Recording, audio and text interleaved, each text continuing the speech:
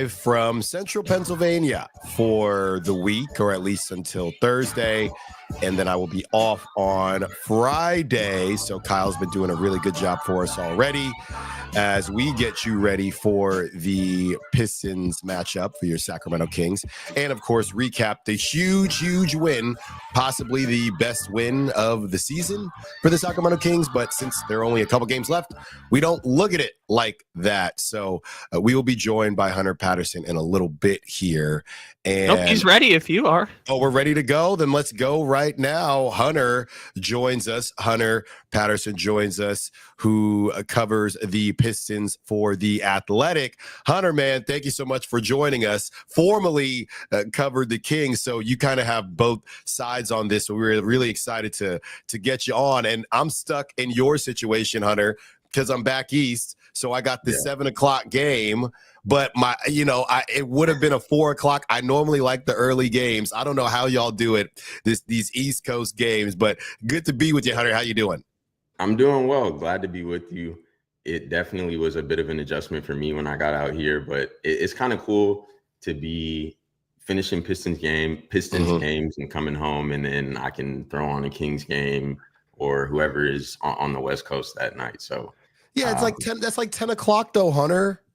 I'm a night owl, bro. I haven't bad. I'm up for no reason a lot of times. So okay. All right. Fair enough. Well, look, man, I'll say this. I don't know if it was because you are over there covering the Pistons now, but did anybody see this coming? Obviously, when a team is bad, every season you hope, hey, let's just hope it ends, right? Then when it actually does end, everybody is a bit surprised. Even though you draft Cade and you feel like you hit on Cade, do you think there was still a level of surprise in that organization and in that city about what the Pistons have been able to do? Yeah, I think they all were not surprised or anything. Anytime JB's asked about it, he said he says it's not like he was coming into like an empty shed or anything. It wasn't like there wasn't anything in the pantry. Like he felt like he had ingredients to kind of like cook with as far as the players. Right. And I think it has exceeded his expectations a bit. I think Trajan, the GM, he's mentioned that he knew that they would be good, but he didn't necessarily know that they would be this good this early. So I think they've exceeded everyone's expectations, including mine for sure. Talking to Hunter Patterson, who covers the Pistons for The Athletic. All right, Hunter, I know you're, covering the Pistons now, and I get all that. But can I just say, I need to ask you this question. Where are you on the most improved player conversation? And come on now, Cade does not need to be in this discussion. Number one overall pick, and JJ Redick kind of spoke to it. He said this is the draft pick finally figures it out award now. Where are you at with the MIP conversation? Yeah, I don't think about Cade in that conversation at all. I think just from being around him all season, I don't think he would think that he should be, or I don't think that he looks at himself in that conversation either. He's more focused on winning and things like that. So I would say, even though it's late in his career, Norm Powell, I think it would be cool for him possibly to win it. He got injured toward the end of the season. I don't know. I feel like we got lost a little bit the year Ja got it. A few years back, I thought Poole should have got it that year, but I don't think about Cade as far as most improved. He's been really good, but he's been injured, and obviously 28 games straight of losing, that can kind of change perceptions. But he's a 6'7", almost 6'8" point guard who can pretty much do everything. So yeah, and maybe there needs to be a different award. Kyle and I talk about this from time to time, but Cade deserves something. I don't know what it is, and it's probably not most improved player, but breakout athlete. I don't know. NBA come up with something else. Talking to Hunter Patterson, who covers the Pistons for The Athletic. You know, Hunter, two teams that are young, but starting to figure it out. I look at the Pistons and I look at the Rockets. I also look at the level of physicality. I know some people are throwing around the bad boys 2.0 thing for the Pistons. Yeah. Is that kind of their deal? I know Beef Stew and they just got into it last week. Is that part of their identity, kind of roughing up other teams a bit, maybe getting physical, throwing them off their game? Are they the aggressors in these situations, or are they just the new guys on the block and teams kind of want to mess with them a little bit? I think it's a little bit of both. I think they definitely bring like a certain level of physicality and intensity, and that's something that JB requires of them. And they've mentioned a bunch of times too, just how behind JB they are, as far as like there's times where JB's arguing calls on their behalf when sometimes they aren't even invested in arguing in it or arguing on their behalf. And that makes them want to play harder for JB. So there's just a level of physicality that they bring. And especially Isaiah, there's like a narrative that he just is on these highlights and things for his fights. But if you look at his stats since, especially post All-Star break, he's one of the best rim protectors. If you watch the games he's having, it feels like at least kind of one signature block a game that can kind of shift momentum for the Pistons. So yeah, I don't, they're definitely the ones who are bringing a lot of the intensity. Timberwolves situation was crazy. I wouldn't necessarily say they were the aggressor in that one. Dante DiVincenzo woke up on the wrong side of the bed. Yes, he did. But yeah, that's just the nature that they bring. Talking to Hunter Patterson, who covers the Pistons for The Athletic. Excuse me. Hunter, looking at the Rockets and some of these teams that we've brought up before, even the Thunder, there's a lot of conversations about big fish hunting, right? And I was saying earlier that I don't really hear the Pistons in these conversations, and I don't know why, right? Have you heard anything? Because going back, and we'll kind of end things here with the comparisons between the Kings, that being team season, and this season, going back to what they're doing right now, your window opens and you got to act fast.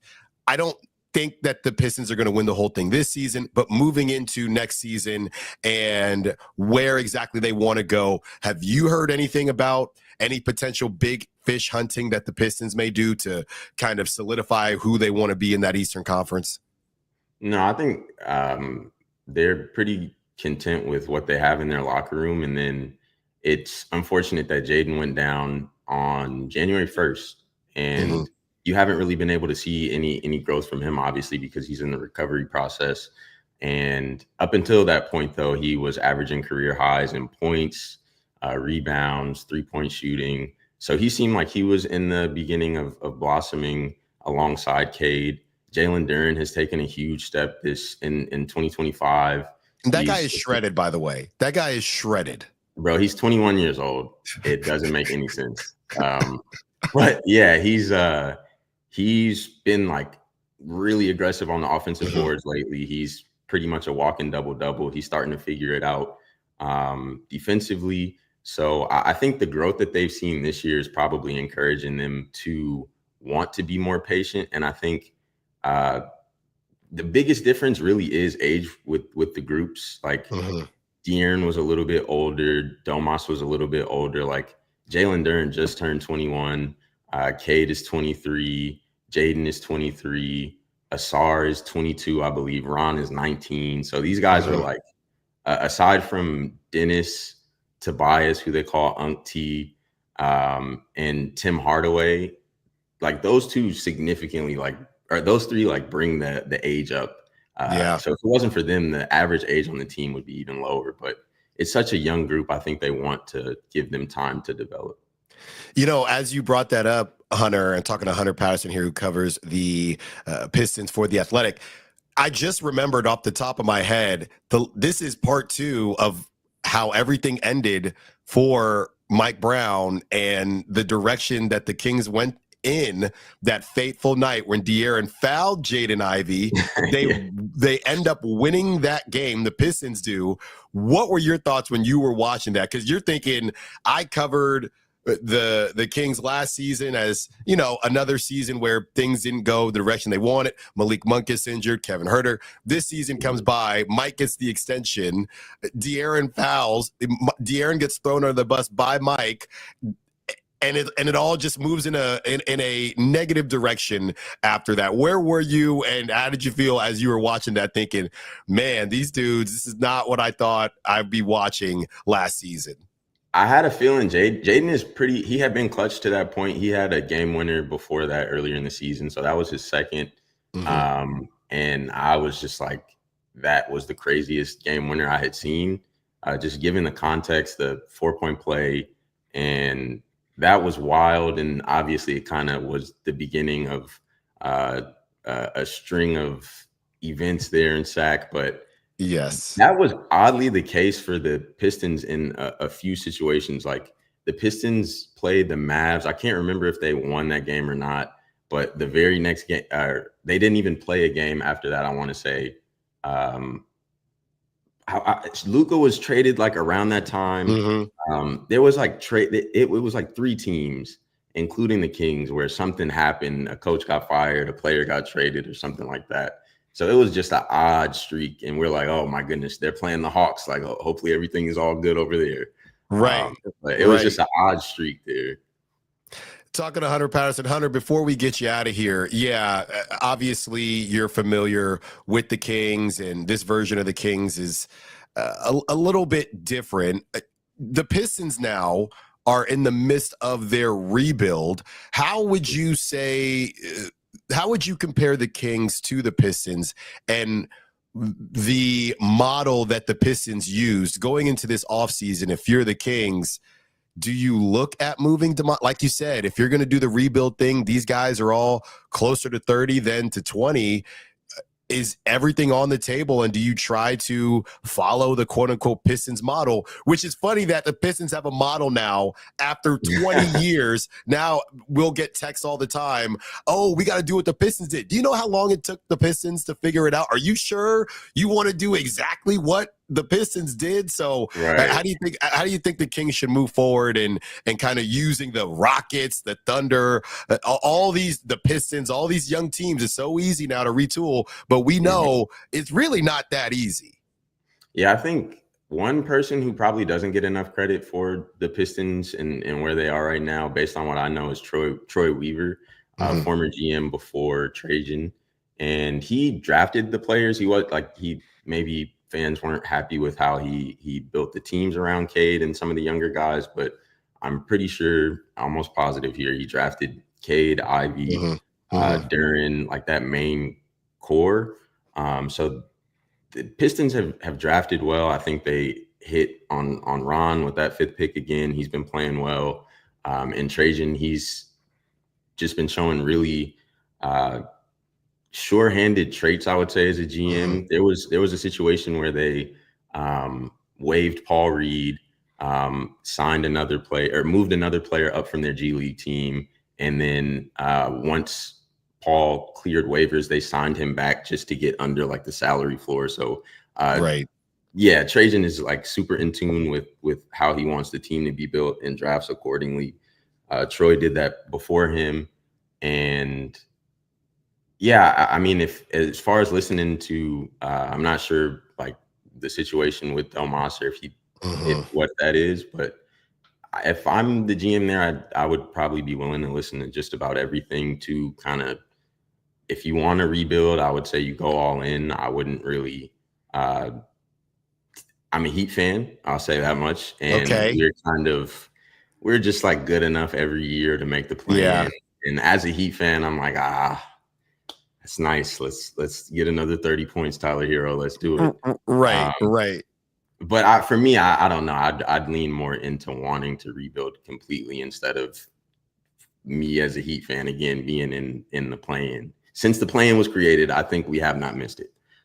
So hey, Hey, there's something to be said about consistency, Hunter. I'll My give you Heat that are much. consistent. They are definitely consistent, and we don't have enough time. But yeah, the Heat, they crack me up too because they got all these untouchables, right? Can't move Jovic, can't move Tyler Hero, can't move Jaime Jaquez. They just don't know what they want to do. But shout out Heat culture, and shout out to you, Hunter Patterson, covering the Pistons for The Athletic. Hunter, thank you so much for joining.